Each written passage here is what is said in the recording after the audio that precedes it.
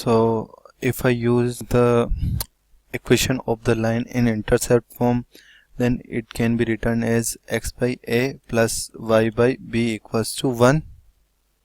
So where a and b are the intercepts on the x-axis and y-axis respectively. Here in the question it is given that the sum of the intercepts are 1 and product of the intercepts is -6. So I can say a plus b equals to 1 and a into b equals to -6. If I write b equals to -6 by a, if I put the value of b in terms of a in equation number 1, which is a plus b equals to 1, I can say a minus 6 by a equals to 1.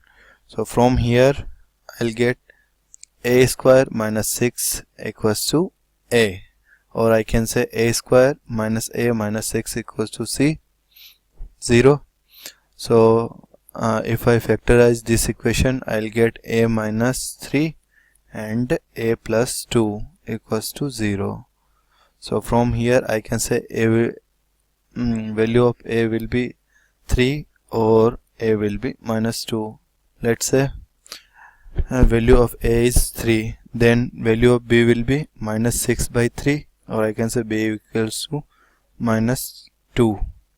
Or if value of a is minus 2, then b will be minus 6 by minus 2, which is b equal to 3. So here we have two cases. Let's say case 1, when value of a is 3 and value of b is minus 2, then the equation of the line will be x by 3 plus y by minus 2 equals to 1, or I can say minus 2x plus 3y equals to minus 6. So this is case 1 and case 2.